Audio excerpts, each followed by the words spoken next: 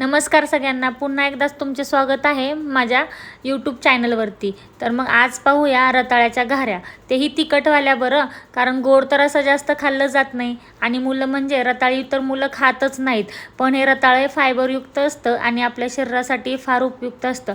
म्हणून म्हटलं चला आज काहीतरी रताळ्याचं नवीन ट्राय करूया, मुलेही छान आवडीने खातील आणि आपल्याला बनवायलाही छान वाटेल।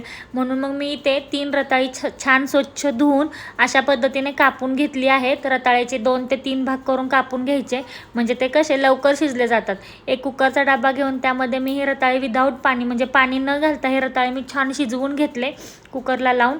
कुकरच्या 3 ते 4 शिट्ट्या करून घेतल्या। कुकर गार झाल्यानंतर रताळे बाहेर काढून घेतले। रताळे बाहेर काढल्यानंतर ते या पद्धतीने खिसून घेतले। रताळे खिसून घेतल्यामुळे काय होते की त्याच्यामध्ये गाठी राहत नाहीत, गुठळ्या राहत नाहीत आणि आपण ज्या घाऱ्या करणार आहोत ना त्यामध्ये गाठी येत नाहीत, ते लाटायला किंवा थापायला इझी जातं। त्यानंतर मी त्यामध्ये 2 कप गव्हाचं पीठ आणि 1 छोटी वाटी बेसन पीठ घातलं आहे। ओवा घातला आहे त्यामध्ये चोळून, थोडेसे जिरे घातले चोळून, पांढरे तीळही घातले आहेत मी त्यामध्ये, लाल तिखट, हळद आणि घरचा कांदा लसूण मसालाही घातला आहे। रताळं थोडं गोड असतं त्यामुळे घरचा कांदा लसूण मसाला मी त्यामध्ये वापरला आहे आणि थोडी वेगळी चव यावी म्हणून मी त्यामध्ये मिरची आणि लसणाचा ठेचा घातलेला आहे मी त्यामध्ये, आणि चवीनुसार मीठ घालून हे सगळं एकसारखं छान एकजीव करून घ्यायचं।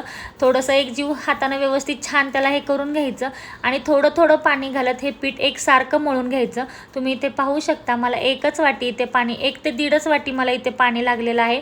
जास्त पीठ पातळ करायचं नाही की घट्टही करायचं नाही। पीठ जर सैलसर झालं तर आपल्याला घाऱ्या लाटता येणार नाहीत आणि पीठ जर घट्ट झालं तरीही आपल्याला घाऱ्या लाटता येणार नाहीत, मग त्या कडक होतील जास्त। असं व्यवस्थित एकसारखा छान गोळा करून घ्यायचा।